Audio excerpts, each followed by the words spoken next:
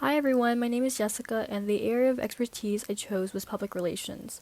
It's a very broad area of interest, but extremely important to understand when you work in the media industry. So, when I first started researching for my certification, I realized that PR was very closely related to social media, and the two basically go hand in hand. So, for my presentation, I will be addressing the both of them together. Public relations is all about getting people to care about your client and getting journalists to write about them, and it is really all about strategy. Another important aspect of PR is creating beneficial professional relationships with journalists and media outlets. And to clarify, when I say your client, it can really mean anything from people, products, charity causes, large corporations, you name it. Anything can benefit from PR. So there's a very basic flow to how PR works. You have to find the right people to pitch your story, cause, organization, etc. to, and send them a well thought out and catered pitch. Then they will write about your client, make content about them, and introduce them to a target audience that may benefit from knowing about your client. From there, that's how your client gets publicity. More people will know who they are, what they do, what they stand for, and more. I found this chart in a textbook called Introduction to Public Relations by Sage Publications that gives a very clean overview of PR strategy tools. As you can see, there are 4 components that work together in a moving circle. They are all significant in their own way, but by combining them, we ensure a successful PR strategy for a media organization. Firstly, I want to focus on media outreach or media relations. As I stated earlier, it's important to create beneficial relationships in PR. PR people basically act as an effective liaison between a company and the media. They are the bridge between a client and the public, one to many. Their job is to communicate a message or story to journalists and convince them that it is newsworthy. And then media outreach does 4 basic things. It raises the target group's awareness of your client. It involves the audience in a process, phenomenon, or event. It forms influence in society as a whole or certain groups. And it promotes certain opinions and views that align with your client and the public they are trying to reach.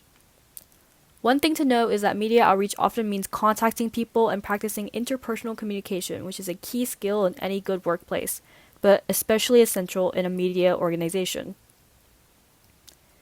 So now I want to jump and focus on social media in the realm of PR. Social media is a part of that little graphic chart I showed earlier. Although it is a rather recent 21st century development, social media has completely transformed the PR game for the better.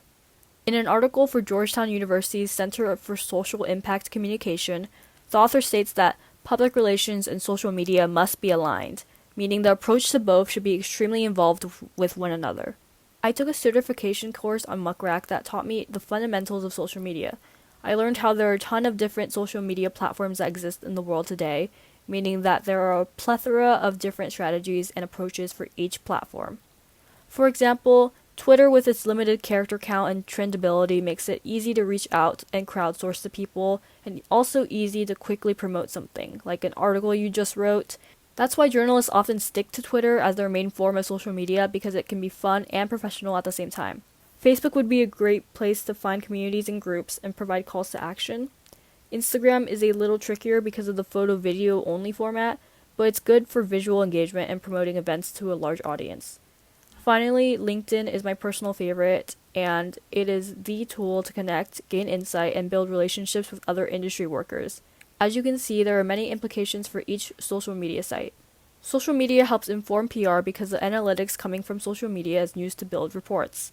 In this Google Analytics video, it explains how social media analytics can help you learn what content resonates with your audience and also track your competitors. Social media data can guide PR strategy by identifying and prioritizing key publics, putting systems in place to understand and track the problems affecting publics, and by advocating on behalf of those publics to influence organizational decisions. All of this basically just means delivering a message clearly and accurately. So this was all a lot of information. Now, how do we combine all this information in an organized, accessible form to help with the company's overall strategy? Through PR software, of course. The one I want to focus on specifically is Muckrack, which I briefly mentioned before.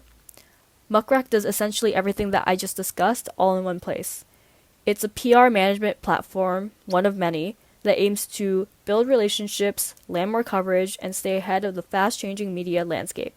You can also monitor and track news, broadcasts, and social media, and create media lists and databases to organize outreach.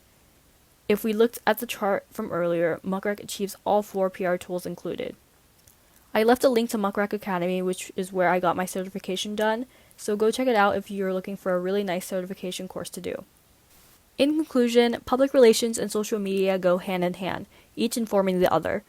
Media companies need to be practicing and perfecting their strategies for both PR and social media in order to be successful in today's digital world.